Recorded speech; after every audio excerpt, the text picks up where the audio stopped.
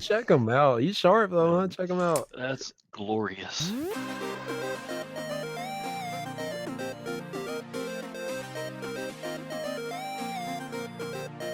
Welcome back, everyone. Thank you for joining us again as we travel through our favorite decade. I am pleased to be joined once again by a well-traveled man sailing the high seas. The new Dread Pirate Roberts is back. Cass, welcome back to the show. Thank you, thank you.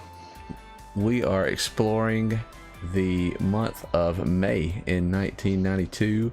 Start off on a bummer. So last week Wesley and I were talking about this.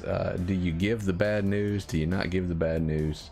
And we settled on facts are facts. So kicking it off in April, the Rodney King riots begin. So you inevitably familiar with that. May 1st, 1992, the Los Angeles Dodgers postpone 3 of their games due to racial riots over the infamous Rodney King beating. As you see, the city still in flames. Yeah, it was a very sad time for our country, and being, as we've talked in the past, shielded, and I think a lot of that is, we lived in a rural area, a small town, and we were away from the cities, so we didn't really see what was going on in the bigger cities, and also, being in a rural town, there were so few of us that we didn't have racial issues that, really I'm aware of. Right, it felt like something that just happened in a faraway land that made very little sense to us, and in some ways I think that was great. And maybe fast forward 25 years, you know what, I still think it was great, because what a good environment to grow up in, where everybody just got along. But it does make you feel a little disconnected from the things that I would have thought this would have been well solved by now as a child, but we're still dealing with it here today. Right. Yeah, it's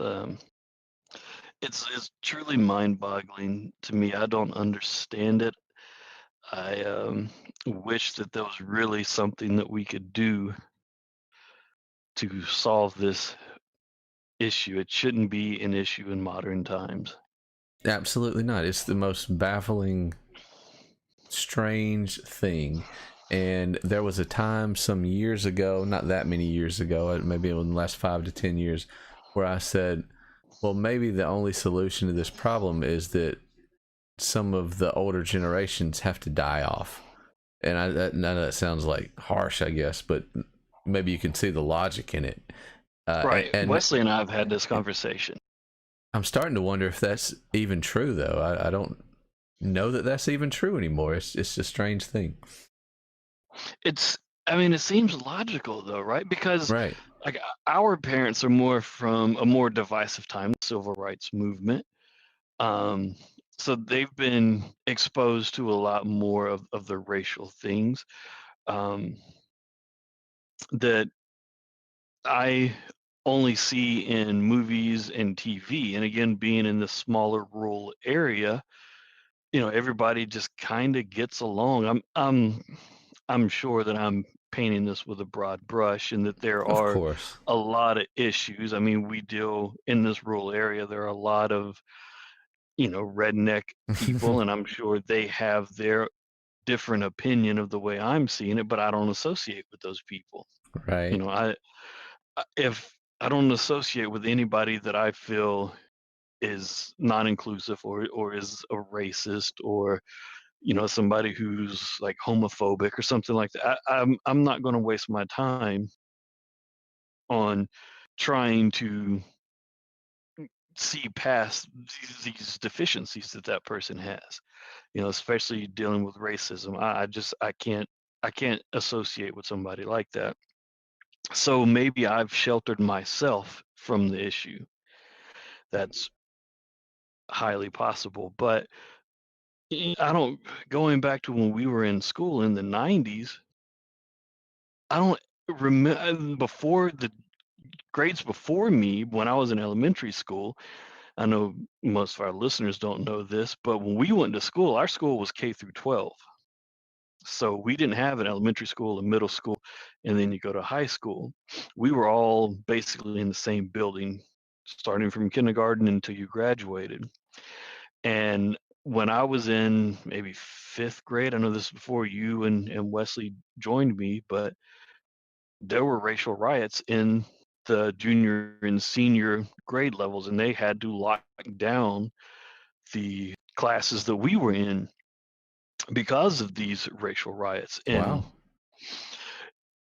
I had just transferred here, so I mean, I was scared to death. For one, I had never been in the same school with seniors. You know, walking down the hall as this little bitty kid, like everybody looks 10 feet tall to me, Right. and it's just an intimidating environment, period. But but when those grades graduated, the grades after that, I don't remember having any types of those issues, especially as an athlete. I mean, we were just always all together and we got along just fine. There were never any issues. You know, obviously, our listeners might not know this, but you know, Wesley is not the same race as I am. But growing up, that's never how at least never how I pictured Wesley. You know, we were just friends. We were just fortunate to not even think about it. It just didn't matter. Right. Right. It's just Wesley is my friend. That's as far as it really went. So yeah, the race riots in '92 it was a terrible, terrible thing, and also is it totally really? I don't remember when this was, but you know, the only other time I really remember this coming up was the O.J. Simpson trial, and I don't remember what year that was, but Oh, that's a good question. I can't remember. The OJ trial was over, maybe a little before this, I don't know or real because close. I remember watching the verdict. I swear it's terrible, but I swear I was in Sexy H's classroom when we were watching the verdict. Like I feel like it was such a big deal that we watched it on TV in high school. Okay, it's the O.J. Simpson tried on 2 counts of murder for the June 12th, 1994 slashing death of wife and friend. So yeah, this will happen in a couple years. Different scenario, but it's also we were taught that, or not really taught, but the stigma was that racism was thrived the most in the Southeast, right? Where but then it's also surprising, like this happens in Los Angeles, like huge melting pot of diversity, and even today most of these you know, police brutality cases and that kind of thing are happening in, you know, major northern and western cities. So it's not a contained situation. And then you could get into the weirdness that is, you know, overseas cultures and that kind of thing. It's we've got a long battle yet ahead of us for this to ever go away. Yeah, and I wish Wesley was here to give his side of how because I might have viewed things totally different than the way he viewed them, even though we were in the same, you know, standing side by side. The perception could have been totally different. Inevitably, You know, right? Like, yeah, right. I can't speak to that or for that. So I, you know, I just had to concede any of that to him. But I know that it was different. I don't want to, you know, I don't want to make any statements for him. I would assume that it had to be. You can only assume that it has to be harder, you know, from that perspective, Right. to deal with. But that is, you're right. That is something maybe we can come back to with him soon, as hopefully he'll join us before the end of the program. Moving on to you know, some better news. Oakland outfielder Ricky Henderson on May 1st steals his 1,000th career base in a win over Detroit. Ricky Henderson just synonymous with stealing bases. One of the fastest men in baseball at the time, for sure. Yeah, he phenomenal athlete, and the ESPN did a 30 for 30 on him, and he did not want to step away from the game. He did not want to give it up. Was he? It's an interesting 30 for 30 if you get a chance to check it out. Was he pushed out of the game? Did they just sort of like couldn't find a team that felt like he could still go? Yeah, he went down to the minors, and he tried to work his way back up, if I remember that 30 for 30 correctly. But yeah, I mean, it just comes to the point, I guess, where you really just can't cut it in the major leagues. You get slower, your bat speed goes down, Right. your power diminishes, and you're just not as valuable to the major league club as you think you are in your mind. Yep, you see it happen in many sports. Not just baseball, and we're probably, I know you're a big basketball guy. I'm a bigger football guy, maybe, but we see it happen in both those sports as well. So, yeah, quarterback seems to be the only position where, or maybe pitcher in the major leagues, but the ages that some of these players like Tom Brady and Drew Brees that they're playing to now is just mind-boggling. It's amazing. But we've also, some of that could be attributed to better sports science as far as physical fitness and diet and that kind of thing. There's just more things going to, if you were to follow these protocols, it can do a lot for your career. Right, yeah, and it's just self-care. Right.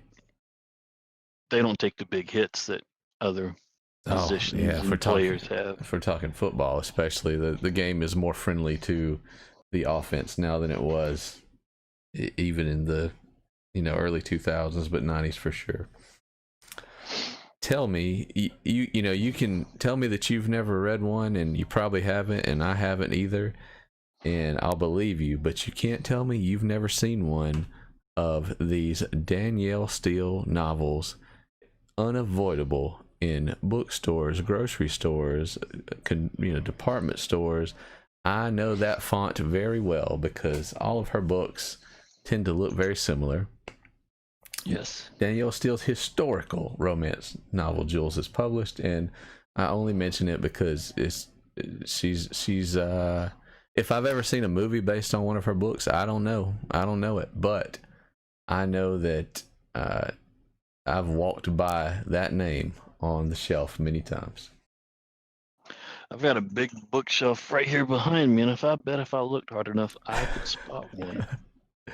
It just seems like something that's in every household in America. Right. It's like one of the classics. You just have to have it on the shelf. And she just keeps pumping them out. So yeah, I'm not sure when the last one was published, but I feel like I could go somewhere now and find one. It seems like there's hundreds of them out there. Like, Stephen King just never stops writing. Apparently Danielle Steele just never stops writing. Danielle Steele is the Stephen King of romance novels. There you go. You heard it here first. Eddie Murray, New York Met, is the 24th baseball player to hit 400 home runs on May 3rd. I always wanted to be a Mets fan. They were a hard team to love, being in New York with the Yankees and never getting the same, in the 90s anyway, the same success that the Yankees had. But nonetheless, actually my next bit of, let's tie this together. So 400 home runs, averaged 90 RBIs a year over 16 seasons. That is an impressive career. Meanwhile, on May 6th, New York Met Anthony Young begins a losing streak of at least 26 games. Got a feel for this guy. Yeah, I guess that's a pitcher. That is a pitcher. Yep. So that's the team gets wins and losses, and the pitcher gets wins and losses. The batters, the right fielder, he's just there. He's there for the ride. But the pitcher owns the loss in baseball. This poor guy. Let's not even talk about maybe the other let's see, Mets were NL, maybe, I think. Yeah, So they're National League. so yeah, the eight more guys maybe could have put a few more hits on the board to help the guy out, but he's gonna own that 26 plus game losing streak. Mm-hmm. Still got paid though. Hopefully, right? If you're having to take that much heat, I hope that there is a decent paycheck at the end of the day. Let me take a moment to thank you for being a friend, Cass. On May 9th, Golden Girls is going to air its final episode on NBC. You know, that's one of those shows that I just never. My wife's a big fan, and I've watched episodes with her. But when it was on, it just it's popping up so much now in pop culture. You know, Betty Deadpool White, swords yeah. or Betty White, Deadpool swords or be an author. So it seems like it's something that I should have watched during this time, but just of course we only have one TV in the house, and if it's not what my parents were watching because they own the TV, didn't have a remote. I was the remote, but if Oh, the it's good not what they days. were watching, it's not what I watch. So, there were several things that growing up in a very religious household that I just was not allowed to watch. And that hussy in the back, what, I don't know any of their names. Blanche, Rose. Blanche. I couldn't tell you who's who, but I know that Blanche was the hussy. She, is that okay to say? She had a lot of boyfriends. Let's just put it that way. She was friendly. I will say that I don't think I ever watched a single episode of Golden Girls in its on prime time, we'll say. Anything I've ever seen has been in syndication, at 6:30 p.m. in the afternoon on some evening, before the real stuff starts. And it's one of those where, who knows, there was probably some story contingencies and that kind of thing, but just feels like you can drop in, drop out whenever you like. Yeah, because I've watched random episodes when it's been on, and my wife's been watching it because she's a fan, and it's not very hard to pick up what's going on. Absolutely, which I guess lends itself to be a nice casual show. Michelle McLean, age 19, of Namibia. Sorry if I'm getting that wrong. Crowned the 41st Miss Universe. And I just thought that was worth attractive lady. I didn't see the rest of the field. Miss Universe, I don't remember how it stacks up against like Miss America, if there's like the talent portions and back then the bikini portions, etc. The Q&A. But there you go. That's a pretty cool crown she got. Yeah, the Miss Universe being crowned as someone from Earth, that's a little cocky, don't you think? We don't know. We didn't send out the invitations. Yeah, we're just, it's like the World Series of baseball. It's really, it was just every night, there's the chance in there. No, there's not even a baseball team in Canada anymore, is there? We still have the Toronto Blue Jays, right? Maybe. Surely, right? So. Surely, yeah. So we'll say America maybe plus one. Yeah. And we call it the World Series. Even though, especially in some of the Caribbean countries, baseball is their number one sport. That's where a lot of the talent for the major league comes from. So if it was truly a World Series, we might be getting our butts handed to us. Japan likes baseball as well. Yeah, it's huge in Japan, yeah. Of course, that's where a lot of our aging players who want to continue playing, they'll go over there to Japan. That's awesome. I'm hoping I can go over to Japan and provide some service at some point. Yeah, they get a lot of wrestlers. I know. Oh yeah. WWF used to have deals where you would sign with WWF in your first 2 years, you're wrestling in Japan before you get to come, prime time here in the States. Japan wrestling has since got big enough to where they don't have an affiliate per se anymore, but it's also a point where it's actually a viable alternative to the WWF now. So a guy gets really big in America and he can actually decide, no, maybe I don't want to sign with WWF, maybe, or WWE now. I can go to Japan and do good things and make a lot of money there, and they treat their people pretty well. So It seems like a great place to live. I want to visit Japan, Tokyo especially. Like that's it's number one one of on my my list. Yeah. really number one. Yeah, absolutely. I would take a trip to Japan over absolutely anything, and I'm not saying I wouldn't love to see other parts of the world, the earth, but if I can only do one, it's Japan for sure. Because of the wrestling or in video gaming? I think it's a culmination of everything. So it's obviously it's the video game, just their version of their pop culture, and it's easy to say from America, but just the conception of the culture in general, they just seems like a generally very happy place to be. I'm not, I'm sure they have their problems just as any country does, but I feel like they're doing certain things better than America is lately. So I'll leave it at that to not be. I don't want to be too potentially offensive, but it's not a political podcast. Right. Speaking of politics, 325 years ago, Salem Witchcraft Victims Memorial, dedicated in Danvers, formerly known as Salem Village, to mark the 300-year anniversary of the trials. This memorial, dedicated to the innocents who died during the Salem Village witchcraft hysteria of 1692.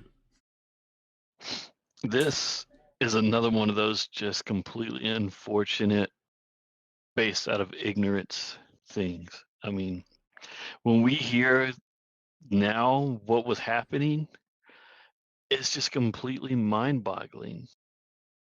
I mean, because a woman can read, she's a witch. Seriously? It is. Yeah, I'm speechless. Humans are a strange creature, aren't they?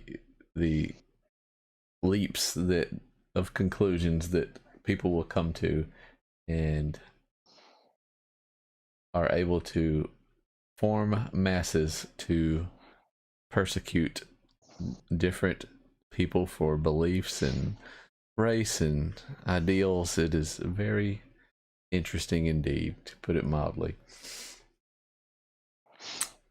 Yeah, bad times in Salem. A lot of nice lore and horror movies to come out of the story, but to live at that time, yeah, quite tragic for a lot of.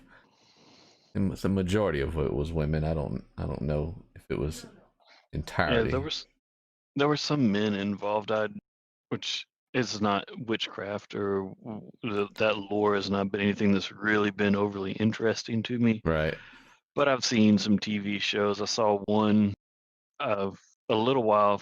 I was really getting into Who, which is a show where they take celebrities and trace their ancestry back. Oh. And one of those celebrities had I want to say it was a male in their family that was part of the mass hysteria, and unfortunately was, I don't want to say crucified or burned at the stake, or however they were handling what they perceived to be witchcraft. Leave in the comments if you know who that was, because I know who the celebrity was. Moving on to May 13th, the Scrapple in the Apple, as if you remember this guy, Geraldo Rivera. I have never listened to much Howard Stern, so I could not tell you the backstory to this. But Frank Stallone beats Geraldo Rivera in boxing on the Howard Stern show.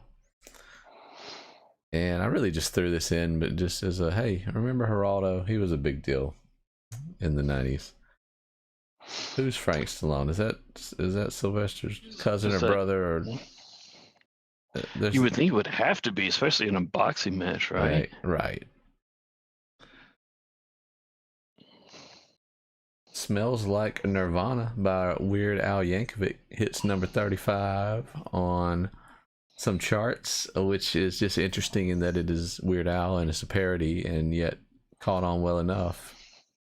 He is highly underrated, and I think he's had a 4-decade career. He's still going at it, yeah. Yeah, he is. It is very impressive. He parodied Another One Bites the Dust by Queen is the earliest thing that I can remember. And I won't, it could very well be some things before that, but you think about that. He parodied Madonna, Michael Jackson. Yeah, so to start with Queen, and I was trying to think of the most current thing I can remember by him. So he just released one recently. He did a couple years ago. He had an album that I think what the Robin Thicke Blurred Lines, when that was a big deal. He had a parody of it. So we're talking decades of. And yeah, some people is like, I don't want comedy in my music. Okay, that's okay. But the man is very good at what he does. Very creative. He does have a lot of his own, unique stuff. It's not all parodies. So I always had fun listening to his albums with my son over the years. So. Mm-hmm. And I will admit that I downloaded White and Nerdy when it White came and out. Nerdy was so fun. It was such a fun song. I thought it was hilarious. The polls on May 16th show Perot, Bush, and Clinton could be in a deadlock. That one time where we had a third candidate that maybe for a little while had a chance. Ross Perot. He would have been comedy gold. Probably so. He had a decent financial plan. America is just so locked into this Republican Democrat thing that it's going to be just mind blowing if we ever have some other party have a shot. In the LPGA Championship, Betsy King wins her 5th major title, 11 strokes ahead of the runners-up. I don't know my women's golf. I'm just gonna be honest, but give a little nod to Betsy King here, who won many. Congratulations! May 19th, the 27th Amendment ratified prohibits Congress from raising its own salary, and I just thought that was fun enough to throw in there. No, you can't decide. I would like to decide my own salary is basically where I'm going there. So yeah, it would be nice. Of course, there'd be a lot of bankrupt companies. Absolutely, and bankrupt countries if we continue to let Congress just decide their own wages. So there we go, 27th Amendment. Here we go, something that you'll probably remember. On May 19th, Amy Fisher shoots Mary Jo Buttafuoco in the face in an altercation over an affair with her husband in New York. Her husband, Joey Buttafuoco, the Long Island Lolita, Amy Fisher. Do you remember this story? I remember Buttafuoco because I used to watch David Letterman, and he would say Buttafuoco over and over again. I remember this. He had a lot of fun with that name. Yeah, other than that, no. Because I didn't pay much attention to the news cycles at the time, I did not remember why he was famous. So the quickest I was version, actually getting him confused with the person whose wife cut off his thing. I remember this too. That was Lorena Bobbitt. Oh, that's right, the Bobbitt. That was their name. Yes. So I'm pretty sure that this girl was, if she was not a minor, she was super young. I think she was like a minor though, and was having an affair with this guy, and the guy talks her into killing his wife. But then there's other things at play there that where maybe she's the mastermind of it, and yeah, so She looks young in that mugshot. she looks young, but not so young. Right. Well, the mugshot looks like it's the 97. That's true. That was throwing me off too. So it might have been a while before the case went to court and she actually got convicted and arrested. I don't understand our legal system. Apparently, it needs reforming, but that's. I remember the name Amy Fisher, but I had no idea. Do you remember the name Dan Quayle? I do. He attacks Murphy Brown for being a single mother as a poor example of family values, and this sparked some controversy. Obviously, as Vice President Dan Quayle attacked single mothers. The main thing I remember about Dan Quayle was the controversy over him spelling potato. That's right. That is probably the top memory that most of us are going to have over that. And Murphy Brown, again, was one of those shows that I was to watch. Hey, Wesley. Hey, Daniel. Mighty ho, gang.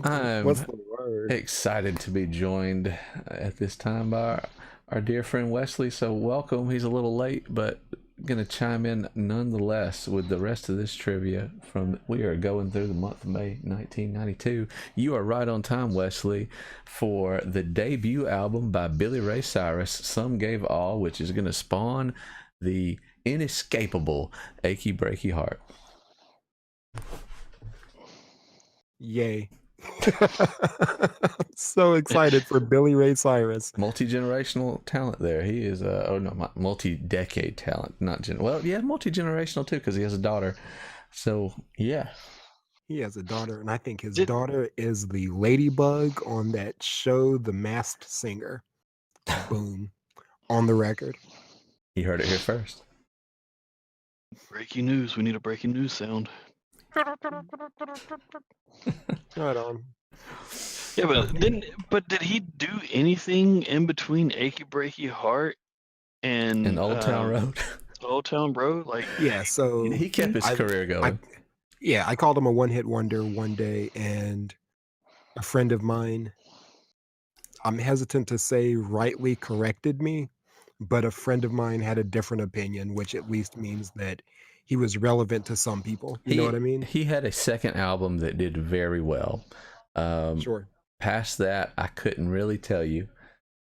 He also has been in, a fair share of movies. So, yeah, he did okay. He's Achy Breaky Heart and Miley Cyrus's dad to me, with all due respect to him. And I have no reason to dislike him. Every time I see him, he seems cool. So cheers to him and his debut onto the music scene.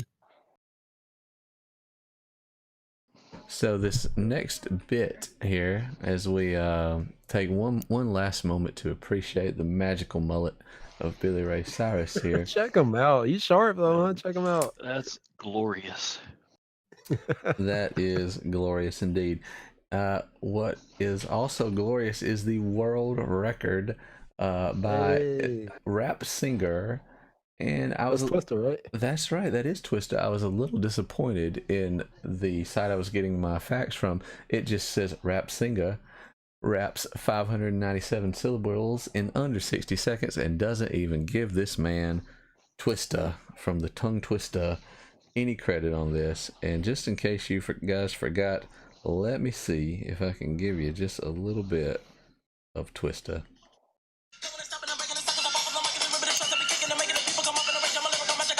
We need more Twista than that. Uh-oh. Mr. Twista. Twista done broke the radio. It's too fast. He damaged all the equipment. May 22nd, Johnny Carson's final appearance as host of The Tonight Show. Class act, best late night host of all time. That's the GOAT. Absolutely, absolutely, undeniable. How long was he the host of the Tonight Show? He's seen a A lot. long time. He's And I seen a didn't lot. watch him at all when he was on the air, but for whatever reason, I ran into a kick of watching reruns of his show, and the smoothness and the kindness and the cleverness with which he hosted that show was, I don't know, it's refreshing considering what we're dealing with today. And they're not Yeah, horrible guys, but he was on a different level. it was totally different. It Absolutely. was, yeah, I watched a little bit because we're getting into a time when I was able to stay up this late and watch Sure. Carson. So I watched a little bit of the end of his run, and I did enjoy him. I was in the beginning not as big of a fan of Jay Leno when he took over. That's why I swapped over to Letterman. I was a Letterman guy. That's known his, but is there a better dynamic duo than Carson and Ed McMahon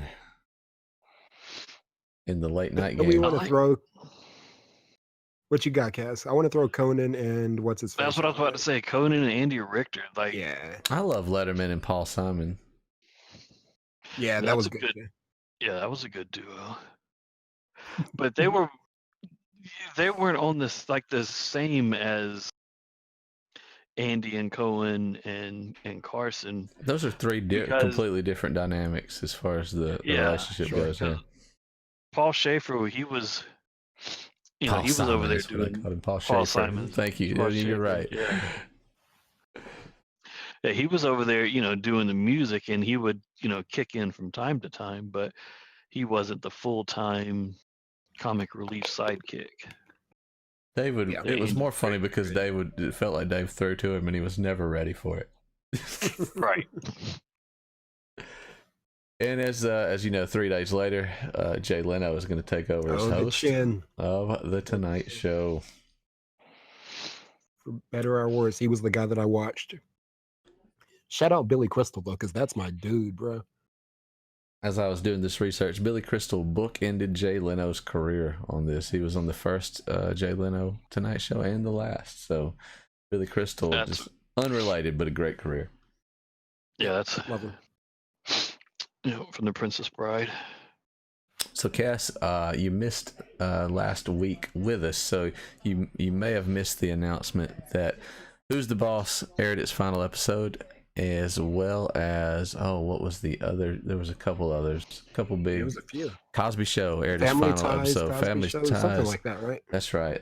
Well, Wesley, you stepped in a bit late. Golden Girls aired its final episode this month, and Blanche. You we, can get it with them old bones, girl. is it okay to call her a hussy on the show?